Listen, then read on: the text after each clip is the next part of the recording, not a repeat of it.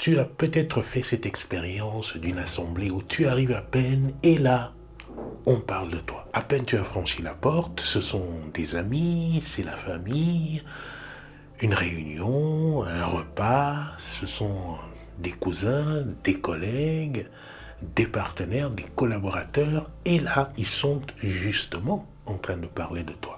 Ah Didier, c'était formidable cette soirée d'hier soir où tu nous as invités, où tu nous as bien reçus avec ta compagne.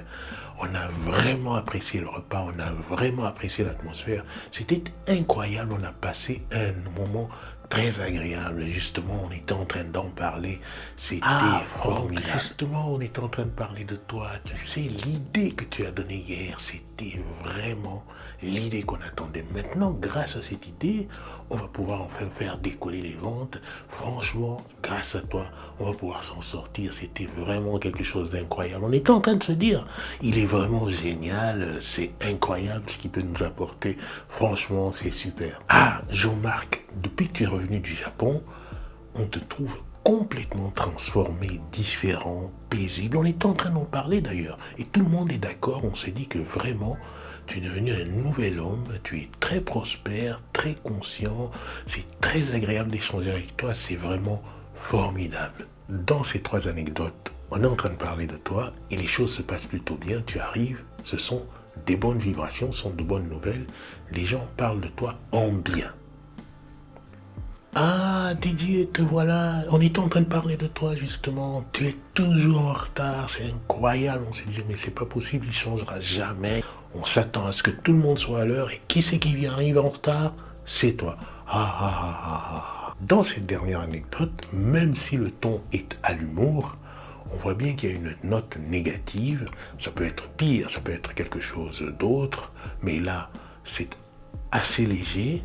C'est bien sûr sur un ton humoristique. Il n'empêche qu'il y a une pointe, une gêne qui va forcément créer une émotion qui sera beaucoup plus restreinte. Il y a une remarque qui est plutôt désobligeante et qui va générer en toi une émotion qui sera de nature négative. Alors, il y en a beaucoup qui diront, mais tu sais, Serge, les gens peuvent parler de toi, c'est pas la peine de t'en préoccuper, les gens qui critiquent, ne les écoute pas, continue ton bonhomme de chemin, fais ce que tu as à faire, sois qui tu es, reste authentique à toi-même, ne prête pas attention à tout ça, ça n'est pas grave, c'est pas ça qui doit te déranger, et bla, et bla, et bla. Seulement, on sait que dans les systèmes archaïques cérébraux qui sont en nous, cela ne marche pas comme ça.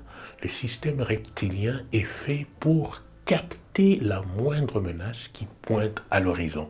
Et aujourd'hui, ces menaces-là s'annoncent sous forme notamment psychologique. Mais quelles sont les raisons qui expliquent que l'on soit emmené à parler de l'un, de l'autre, qu'on soit souvent exposé à ce que l'on parle de nous, que les uns parlent des autres, etc. Eh bien, il se trouve que nous sommes plongés dans des systèmes interactionnels, les uns avec les autres, puisque nous sommes des êtres sociaux. Du coup, il y a des tensions, il y a des frictions, il y a des alliances, il y a des déchirements. Nous permettent de tisser des relations qui nous sont à profit, ou alors de relâcher des relations qui ne nous importent pas.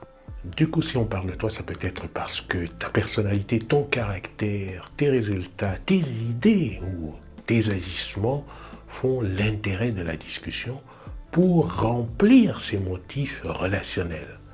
Toujours est-il que parler en bien ou en mal de toi relève d'un choix. Et oui, au moment où quelqu'un se prépare à dire quelque chose à ton sujet, il a le choix de parler de toi en bien ou en mal.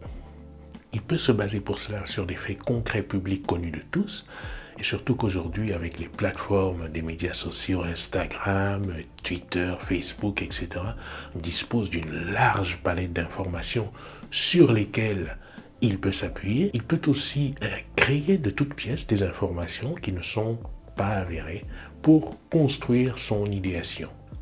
Considérons par exemple le premier principe de Dale Carnegie en ce qui concerne le traitement des personnes autour de soi. Il dit: il ne faut ni critiquer, ni condamner, ni se plaindre. concernant les 4 accords de Don Miguel Ruiz. Il parle d'une parole impeccable. Il dit quoi qu'il arrive, ne pas en faire une affaire personnelle, etc., etc. Ici, on va dans le cœur de la psychologie positive avec l'intelligence émotionnelle qui en fait aussi la matrice. On sait que la construction relationnelle relèvera plus d'éléments positifs que d'éléments négatifs. Ceci pour dire que lorsqu'on se met à parler de toi, ça peut être à la fois simple et complexe. Mais dans ce brouhaha, dans ce flot de paroles, dans ce flot de critiques positives ou négatives, ce sont les personnes qui sont les plus bienveillantes à ton égard qui favoriseront ton essor. Évidemment, la critique acerbe, la critique négative, la critique puissante négative peut provoquer de la réflexion. Mais dans le quotidien, dans l'expérience de la construction de ce que tu as à faire, de ce que tu as à interpréter, de ce que tu as à proposer, la bienveillance sera ton meilleur allié, sera ton meilleur soutien, ton meilleur fil d'apprentissage dans le quotidien. Ce qui est sûr, c'est que si tu es dans un milieu interactionnel où il y a de l'activité, des échanges, il y a des actions qui sont produites, des habitudes, il y a des chances que l'on soit en train de parler de toi en bien ou en mal. Ça fait partie du jeu. Je te dis à la prochaine vidéo.